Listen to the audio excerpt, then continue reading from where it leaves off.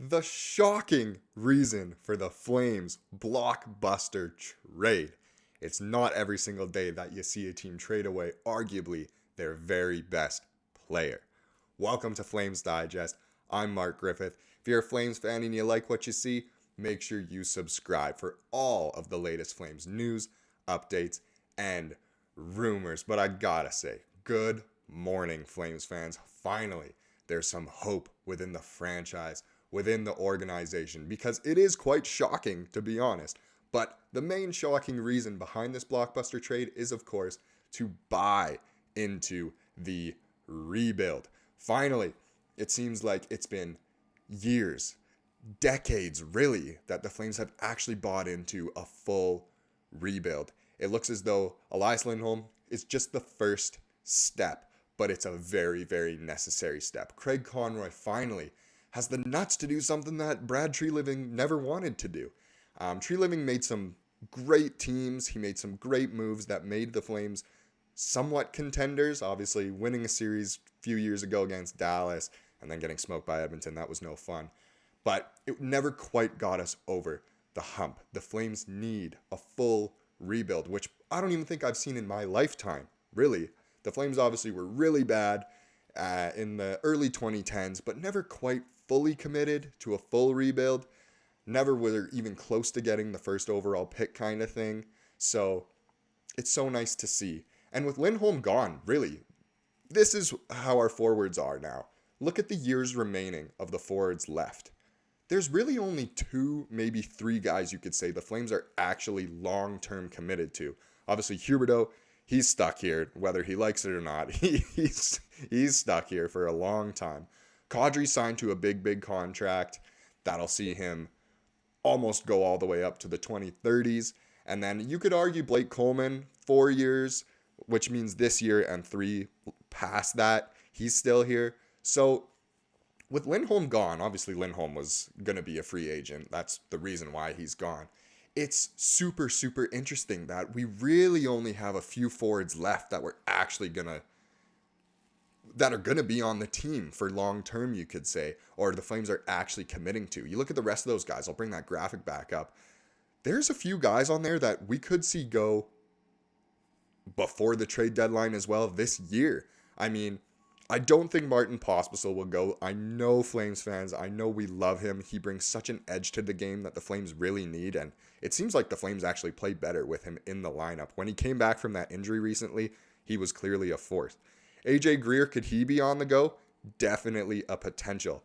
Another one I want to highlight there is Mangiapane, right up near the top. He's making a lot of money. His contract's at $5.8 million right now per season, and obviously that's for this season and next season.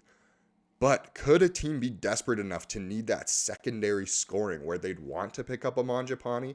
It's definitely not out of the question. He could definitely be in some sort of package as well, where the Flames send, Mangiapane and maybe like a 4th, 5th round pick, something like that, for not too much in return. Or we retain some of that salary for a team that really just wants a secondary scorer. So it's interesting. The forward group, they might not be super strong for the rest of the season. Obviously, we have Kuzmenko back now, but wow, it's very, very interesting.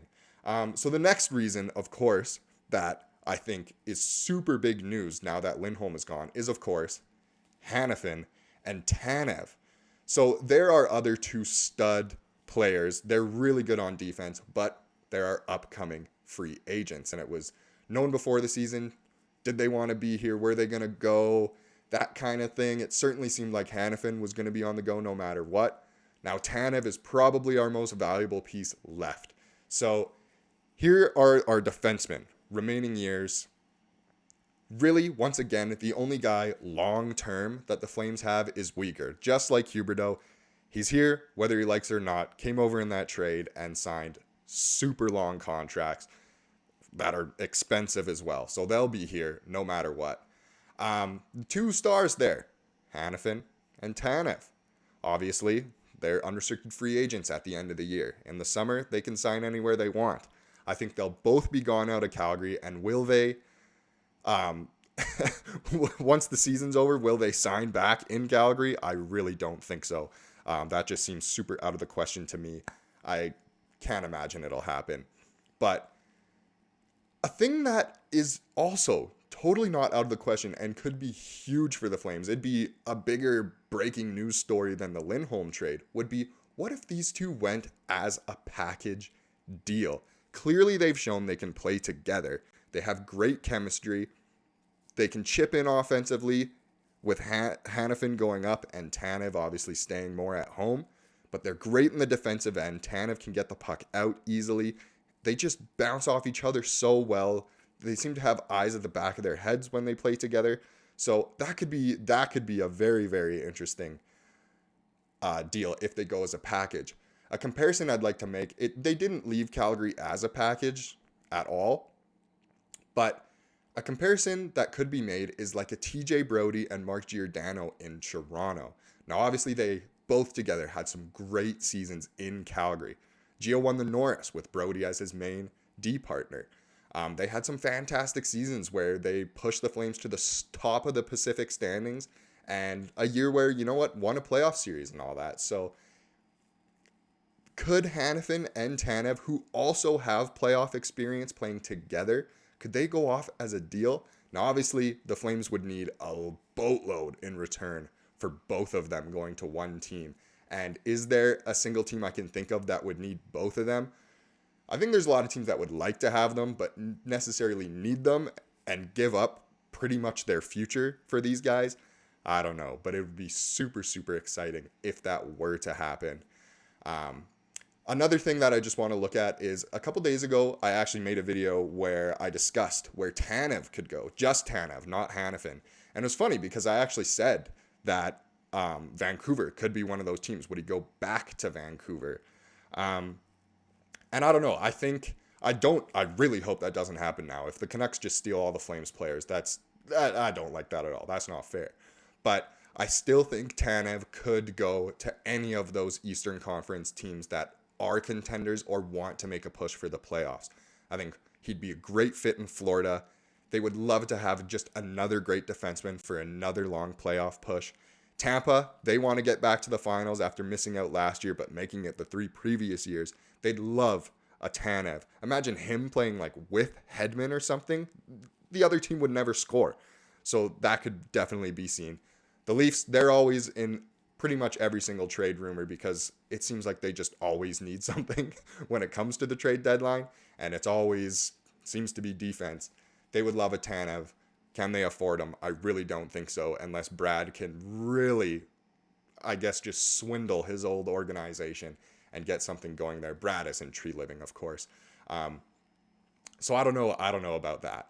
But I also think that Tanev could go to New Jersey.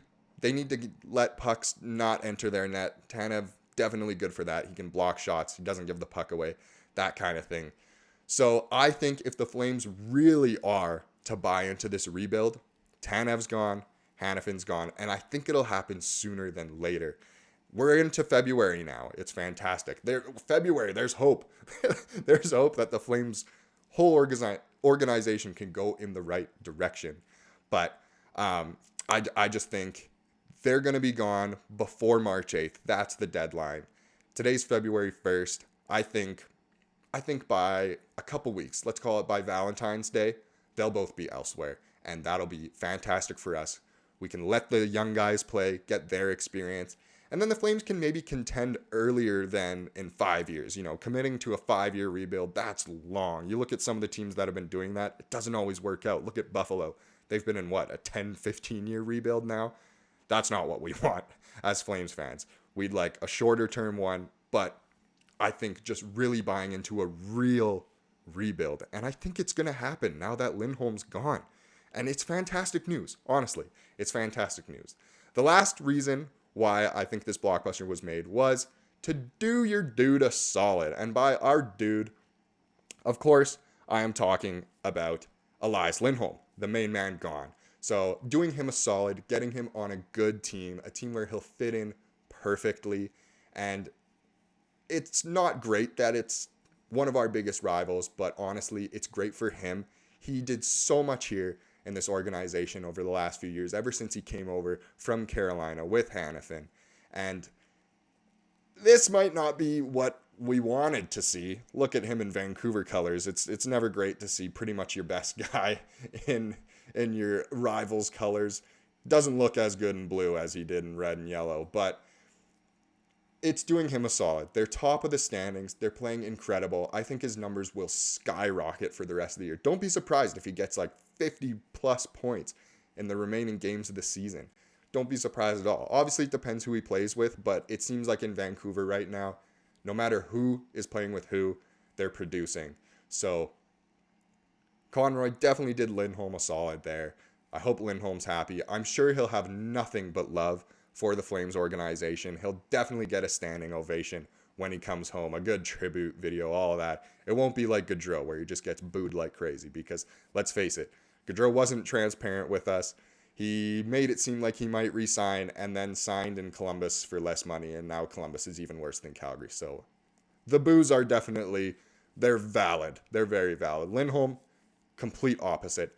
He'll be loved here, I think for sure, no matter what. We'll always have great memories of him. Even on Gaudreau's series winner against Dallas, Lindholm played a big part in that goal. I'll never forget that. I'll never forget some of the times with Monahan back in the day, obviously with Tkachuk and Gaudreau a couple years ago. How good were they? The plus-minus kings of the league. So I think overall, the Flames are in a good spot. We're in a good spot. I know a lot of Flames fans still want to push for the playoffs, and that's totally fair. I mean, obviously you want your team to do good. And if the Flames go on a 10-game win streak, then look at that. We're back in the playoffs, but that means we're not in that rebuild. I remember back in the Gullit-Sitten years, that same thing happened. I believe it was the 2017 season where the Flames just randomly went on a 10-game win streak after acquiring Markstrom. And then we were in the playoffs and got swept. That's not what you want. Tank a little bit. Maybe tank is too harsh of a word, but commit to the rebuild. Try and rebuild a little bit, and that's way better. I think Flames fans are mostly happy about this trade, happy where the organization is going. I know I certainly am. So thank you so much for watching today's video. If you liked what you saw here, make sure you subscribe. Super, super fun. Obviously, with the trade season in full swing now, I think I'll keep you completely updated. There's definitely more to come. We at Flames Digest, thank you so much for watching. And like I said, we'll keep you covered. And of course, go Flames, go.